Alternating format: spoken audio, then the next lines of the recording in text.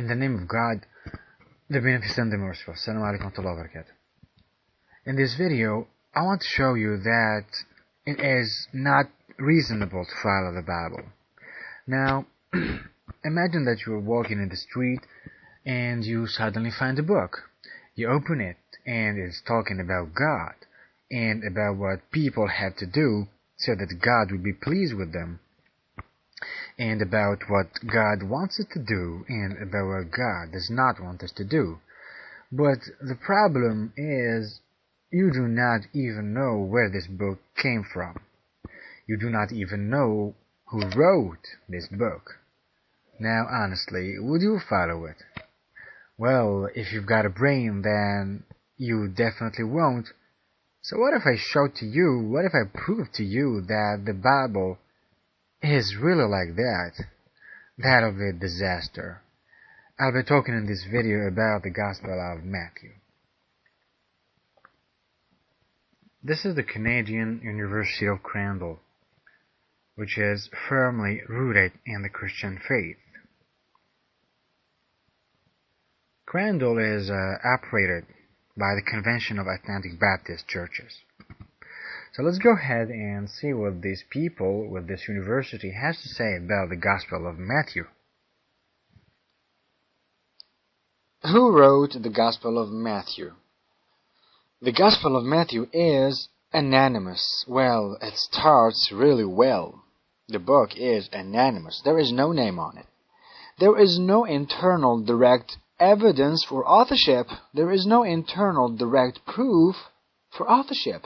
Sometime early in the 2nd century, the Gospel of Matthew was designated as such.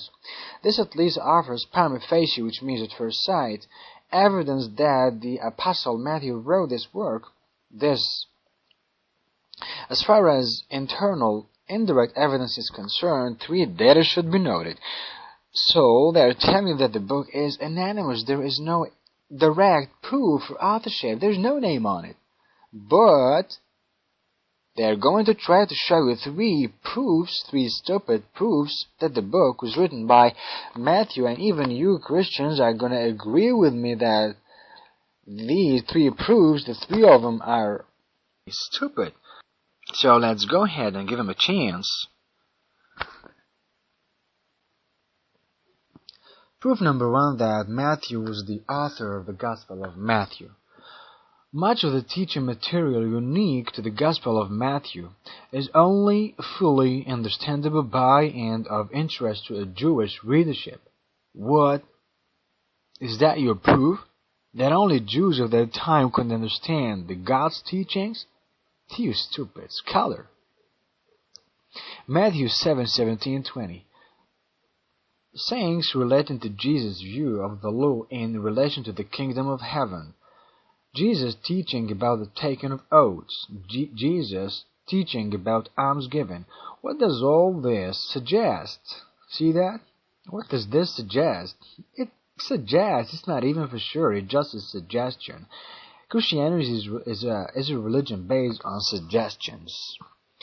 So what does this suggest about the identity of the author of the Gospel of Matthew? It suggests that he was a Jew, because a Gentile would tend not to be interested in such teaching tradition.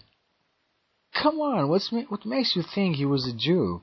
Was he a Jew just because he was talking about religion? If I talk to you about medicine, does this mean I'm a doctor? As if Gentiles were goats, they could not be interested in religion. Proof number 2, that Matthew was the author of the Gospel of Matthew. The author of the Gospel of Matthew, more than the other synoptic writers, explicitly cites Old Testament messianic prophecies as having been fulfilled by Jesus. This is best illustrated in Matthew, Isaiah, Matthew, blah blah blah blah blah. What can we conclude? The man is trying to guess. It's not certain. He's just trying to guess. What can we conclude from this about the identity of the author of the Gospel of Matthew? What kind of author would be interested in Jesus as the fulfillment of prophecy? It suggests that the author was a Jew, since the Jew would be concerned to understand Jesus as such. God damn it! Is that your proof? That only Jews could talk about religion? Is that how you take religion? Do you Christians see now how these Bible scholars are trying to fool you? This Bible scholar is but a damn no-good fool.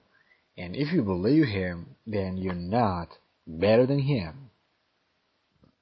Proof number 3 that Matthew was the author of the Gospel of Matthew. Only the Gospel of Matthew refers to Matthew the tax collector in the list of the disciples. Being a tax collector was not something in which to take pride in Jewish culture. What might you conclude? Well, me, I do not conclude anything. But you see here that this Bible scholar is trying to train the Christians to think like him, to make them fools just like he is. So what might you conclude? Again, conclude, it's not even for sure, it's just conclusion suggestion. What might you conclude from this about the identity of the author of the Gospel of Matthew? It is possible, and again, it's just a possibility and nothing for sure. Do not forget, everything is uncertain. There is nothing sure. It is possible that this was an attempt. This is really foolish. This was an attempt at self-depreciating, sort of self-identification on the part of the author.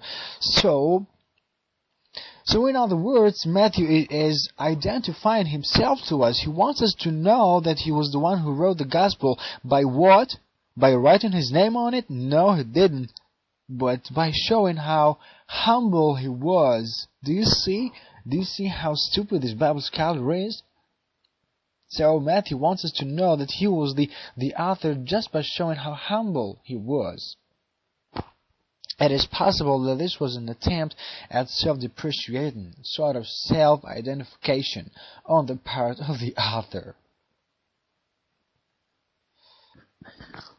Now let's go ahead and have a look at their external evidence. Oh, nothing but lies. How can you have external evidence when you do not even have internal evidence? I really feel sad when I read what Bible scholars write. The earliest piece of external direct evidence for authorship of the Gospel of Matthew derives from Papias. This Papias thing is one of the early leaders of the Christian church. Papias makes the following obscure statement about the origin of the Gospel. Matthew composed the saying in the Hebrew language, and everyone interpreted as he was able.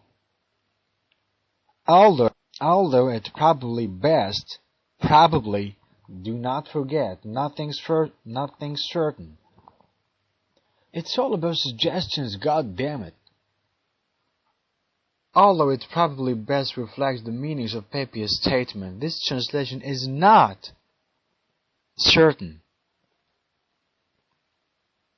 The following are legitimate questions.